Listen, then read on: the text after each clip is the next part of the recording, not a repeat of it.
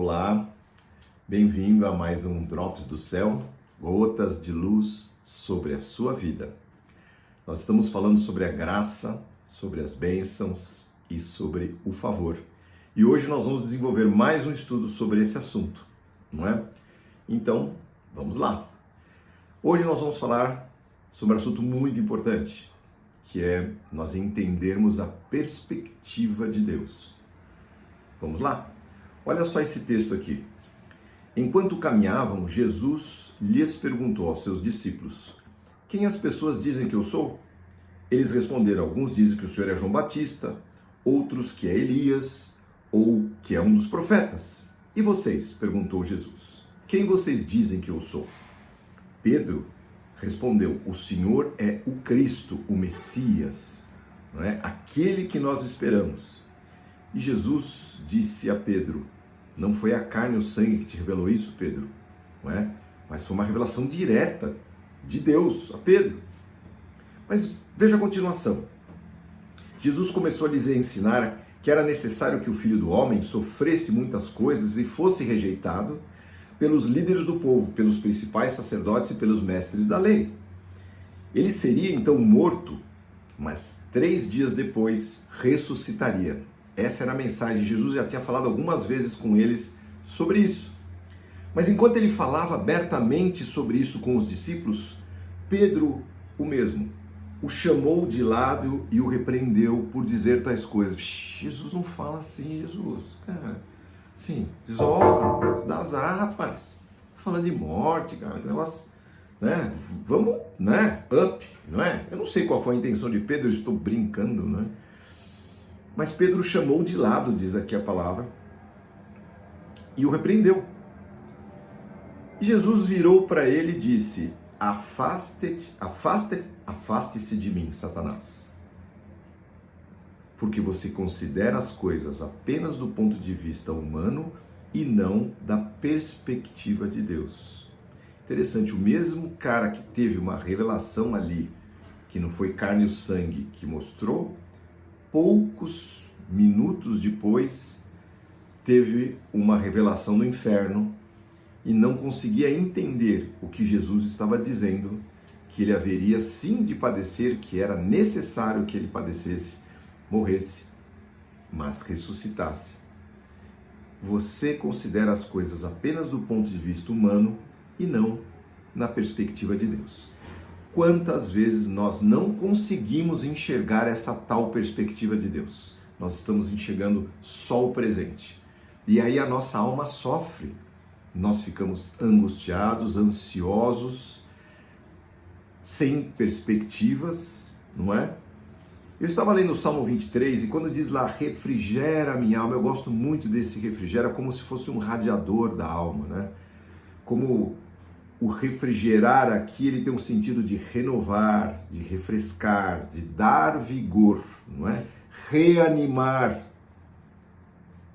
reacender, reavivar. O relacionamento com Deus é como um radiador para um motor irrequieto da nossa mente e dos nossos corações, não é? Então, lá o livro de Isaías, capítulo 40, diz, não é? Que Deus, ele não se cansa, ele não se fatiga.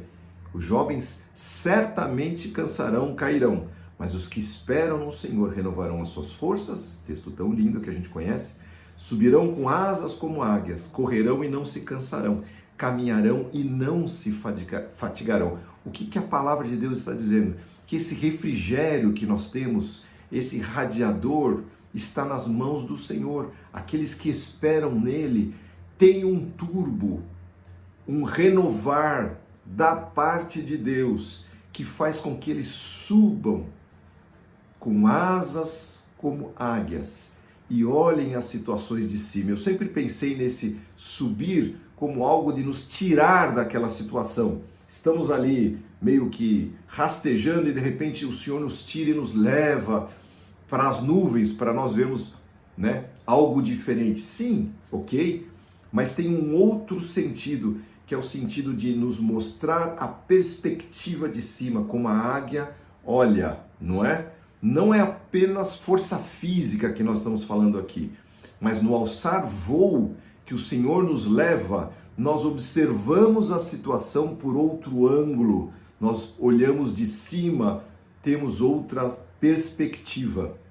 Muitas vezes o cansaço que nós estamos sentindo não é um cansaço físico, por isso esse texto se aplica também às nossas emoções, porque cansa a gente esperar e nada acontecer, cansa a gente ficar pensando nas mesmas coisas, cansa a gente perder noites procurando soluções naqueles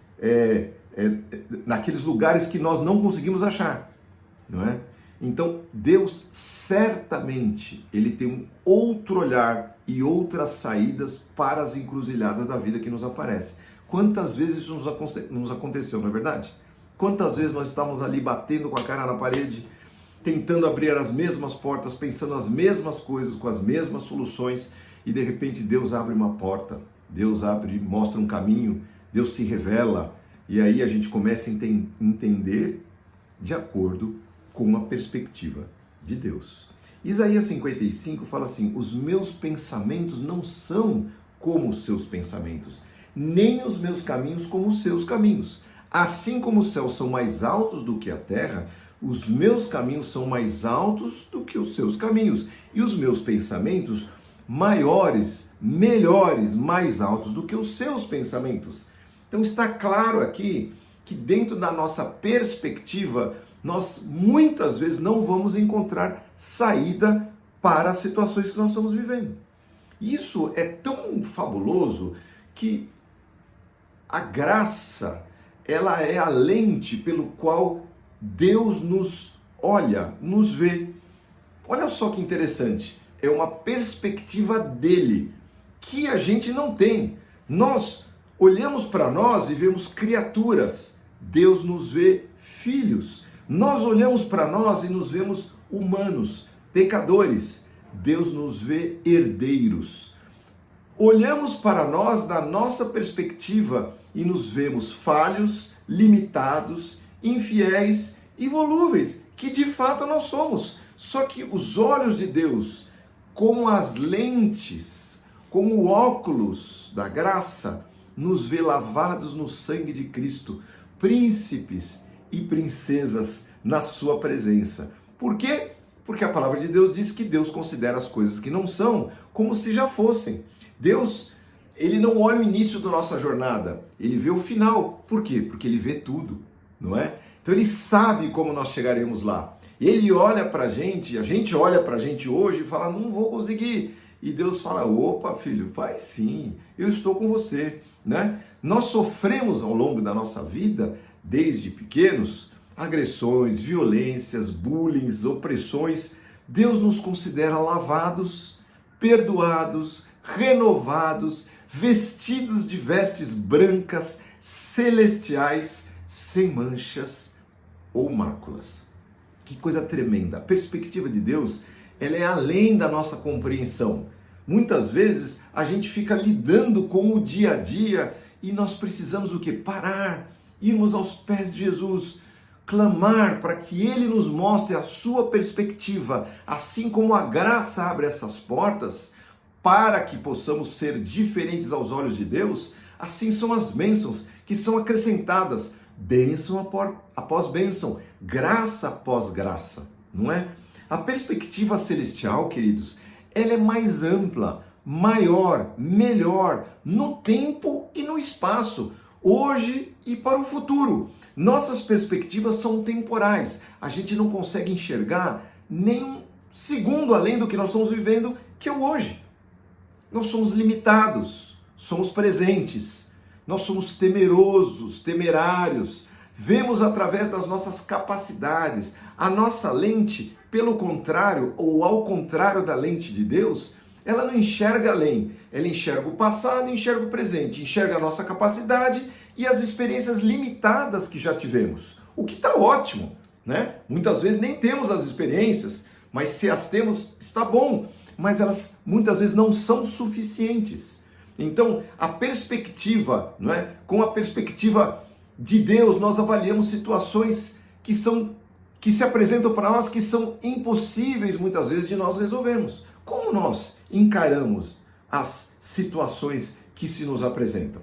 Certamente, não enxergamos exatamente como Cristo enxerga, pois, novamente, somos limitados e Ele, sim, é muito maior, muito mais poderoso, Ele é soberano. Mas a palavra nos autoriza, sim, a pedir que Ele nos ajude pela fé a ver, a esperar e a atravessar as situações à luz das suas perspectivas e não das nossas limitações. Muito bacana isso, não é? Deus nos dá essa autorização de pedir a Ele que Ele abra as nossas mentes, que Ele renove as nossas mentes, que Ele permita com que vivamos coisas que, né, nem imaginamos. Ele fala na palavra dele que aquilo que não subiu ao coração do homem, os olhos não viram, os ouvidos não viram, nem subiu ao coração do homem, são as coisas que Deus preparou para nós. Então muitas vezes estamos no meio de uma tribulação e na verdade Deus está preparando algo tremendo ali na frente, né? Diz a palavra que o Senhor é poderoso para nos dar muito além do que pedimos ou pensamos. Ou seja, no máximo das nossas expectativas e perspectivas, a gente não atinge o tanto quanto Deus quer nos abençoar, o tanto quanto o favor de Deus vai abrir uma porta para nós. É algo tremendo que nós precisamos crer. Veja só um exemplo. Eu vou dar 2 exemplos deste ponto da perspectiva de Deus na palavra. Vamos lá. Primeiro, a parábola dos talentos. Nós estamos falando aí de Mateus capítulo 25. O Senhor deixou talentos, não é? E isso a gente muitas vezes usa como talentos nossos mesmos, dados por Deus, né? Então, para um que tinha capacidade para isso, Deus deu 5. E para o outro que ele tinha capacidade menor, mas igualmente ele poderia multiplicar, ele deu 2. E para um ele deu 1. E está ótimo, não é? Então vamos ver as perspectivas diferentes de cada um deles, não é? E aí, o Senhor, quando deu aqueles talentos, ele deu sabendo ou esperando que eles multiplicassem aqueles recursos, aqueles talentos. A perspectiva dos 2 primeiros foi: epa, fomos escolhidos, caramba, vamos lá, vamos multiplicar os talentos. E eles foram, multiplicaram os seus recursos, voltaram, prestaram contas a Deus. Que honra ser escolhido por Deus para ter um talento, né? Para ser diferente, para ser único. Nós temos certamente uma marca, né? Uma digital para deixarmos como legado nesta geração que nós estamos vivendo. Então, o quanto nós temos que agradecer a Deus por sermos como nós somos. Muitas vezes nós não gostamos do jeito que nós somos, mas Deus nos escolheu assim. E Ele nos deu talentos. Muitos para alguns, outros, poucos para outros, e pelo menos um, para cada um de nós. Quem sabe esse talento é a vida? Quem sabe esse talento é o tempo, 24 horas, que todos temos? Quem sabe esse talento é a graça? Muito bem. Aqueles primeiros se regozijaram por terem recebido aqueles talentos. Agora, o que recebeu um talento? Diz a palavra de Deus o seguinte, veja só, no versículo 24 e 25 do capítulo 25 de Mateus. Por último, o servo que havia recebido um talento veio e disse: eu sabia que o Senhor é um homem severo, que colhe onde não plantou e ajunta onde não semeou. Veja só a perspectiva dele. Ele tinha recebido um talento com a prerrogativa e a credencial que aquele senhor tinha dado para ele, dizendo: não, ele tem condição de multiplicar. Não, peraí, que isso? O cara vai lá, ele vai fazer. Então, se ele foi escolhido para receber, havia confiança de que ele poderia multiplicar, nada além da capacidade dele. Mas o que ele pensou? Nossa, Deus está me dando um talento, mas Deus é severo, Deus é rigoroso, Deus é exigente. Quer saber? Eu vou matar esse talento aqui, deixa quieto, depois ele vai querer cobrar. E aí a própria palavra diz: tive medo de perder o talento, por isso escondi na terra. Aqui está o que é seu.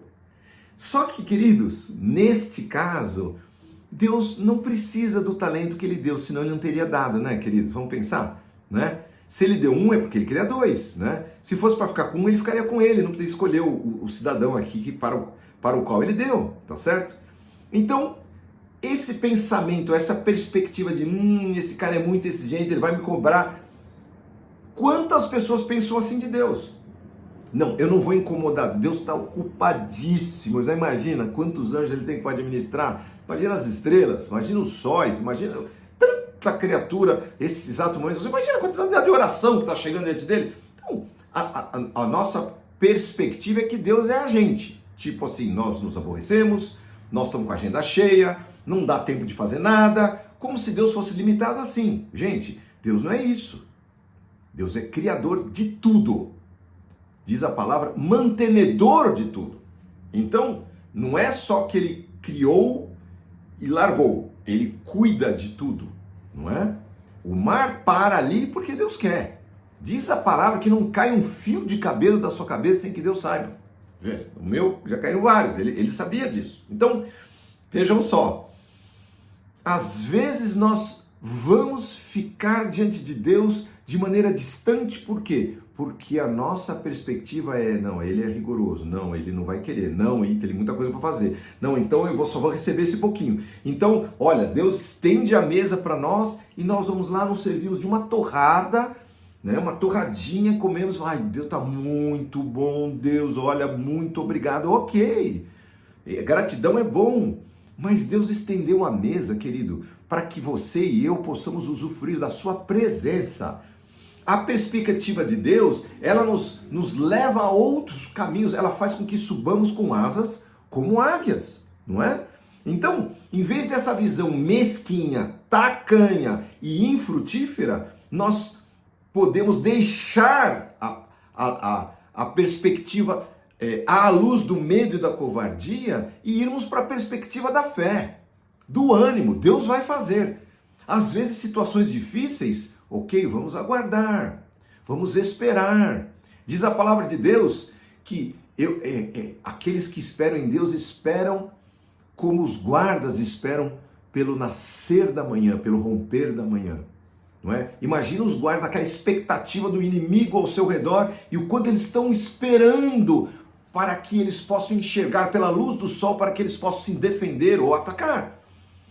Então, essa figura é usada na palavra, não é? Tem uma outra figura que diz que esperamos em Deus como a serva espera pelas mãos da sua senhora, pelo comando da sua senhora. Olha só que interessante, são situações diferentes. Uma nós queremos enxergar, Deus pedimos para Deus, a outra nós esperamos o comando de Deus. Ele falar, vai. Quantas vezes a gente quer ir e a gente não recebe o ok de Deus e a gente fica ali, Senhor, é para ir, e nós ficamos. Outras vezes Deus não fala para que a gente vá. Tudo bem? Vamos arriscar em Deus? Ok, mas isso tem que ser avaliado à luz da perspectiva do alto. Queridos, Deus é muito mais. Deus é muito bom, Ele é bom demais. E Ele é muito, eu vou falar uma bobagem em português, mas Ele é muito mais bom do que severo, né? Ele é muito mais amor do que cobrança, não é? Ele tem prazer em abençoar os seus filhos. Ele tem prazer em que nós prosperemos nos nossos caminhos. A prosperidade de Deus, não a prosperidade tacanha, miserável, que também é uma perspectiva errada, mas a perspectiva de que Deus quer o melhor. Imagina o seu filho, meu querido, sua filha. Imagina seu filho e sua filha, minha querida. O que você quer dar para ele? Qual é o seu prazer de dar? E a palavra de Deus diz, se vocês sendo maus, sabem olhar com perspectiva boa para os seus filhos, ainda que eles não sejam tudo isso, ou ainda não sejam, não é? Porque nós olhamos nossos filhos e já vemos o doutor, já vemos ali um moleque brincando com uma bolinha, vamos ver o Pelé. Então nós somos assim. Imagina o nosso Deus, que ele não, a palavra de Deus não diz que ele tem amor, diz que ele é amor, é a essência dele, a essência de Deus é o amor. Então, vamos olhar com essa perspectiva e vamos ao segundo exemplo. Esse aqui é bem curioso, Marcos capítulo 8. Jesus já tinha feito uma primeira multiplicação de pães e aí, eu vou ler o texto aqui, ele fez a segunda.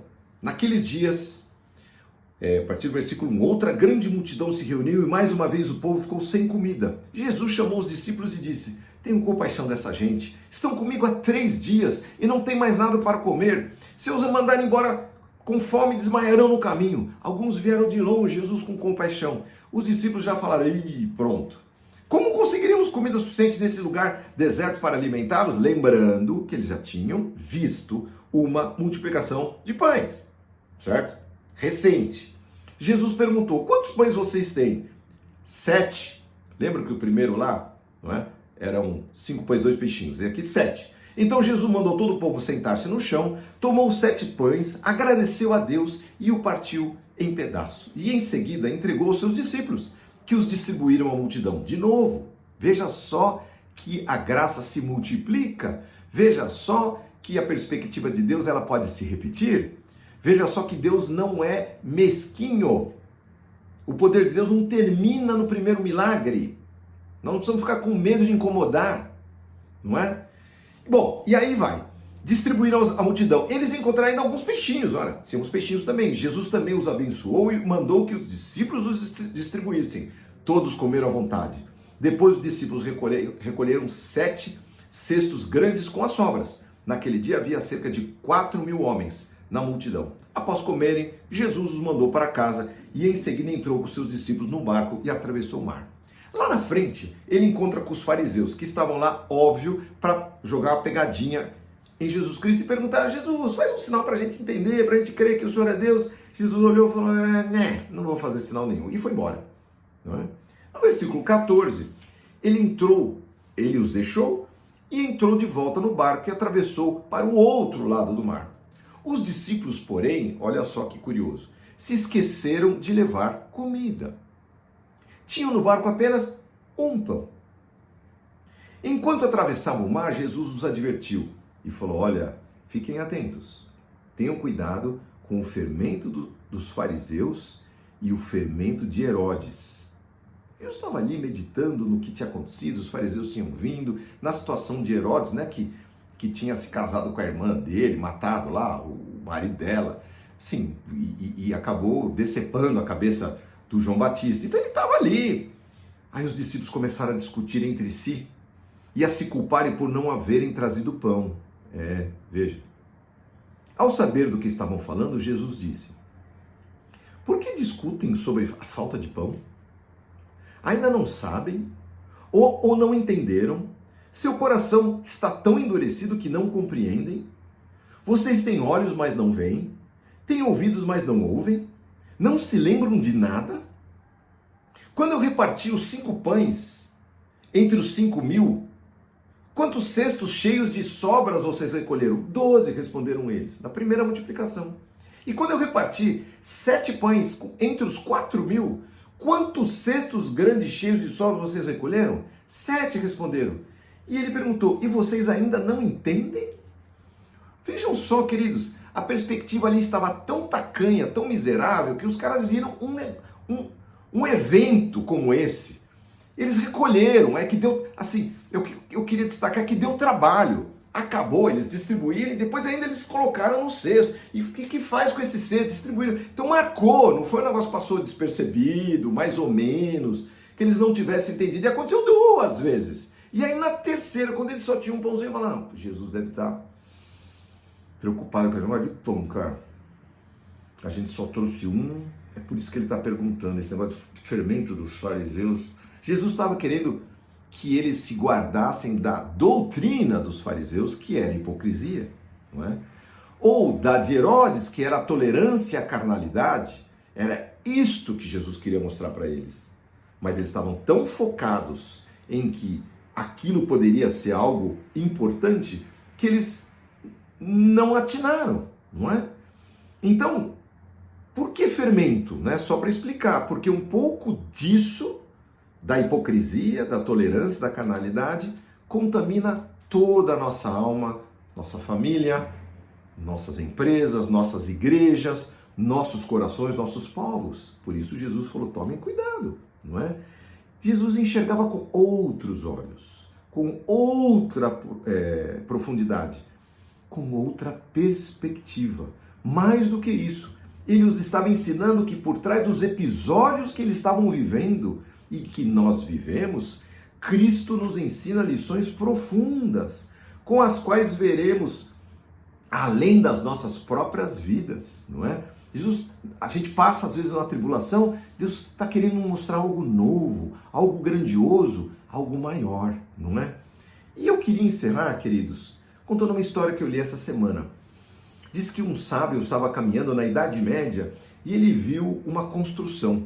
E quando ele passou por lá, soube que uma igreja estava sendo levantada ali. E aí ele parou e falou para um pedreiro que estava ali, e o cara quebrando pedra. Falou, o que você está fazendo? Estou quebrando pedra, você não está vendo? Quebrando pedra. Aí ele pensou e foi para o segundo e falou, e você? O que você está fazendo? Eu estou ganhando o meu salário, o meu suor aqui. E com isso eu sobrevivo. Aí ele pensou bem e foi para o terceiro. Quando ele chegou no terceiro, ele perguntou, e você? O que você está fazendo aí? Você está quebrando pedra? Ele falou, você não viu? Você não reparou? Eu estou construindo uma catedral. Sorrindo, ele continuou o seu trabalho. Olha só, queridos, olha a questão da perspectiva. Medite nisso.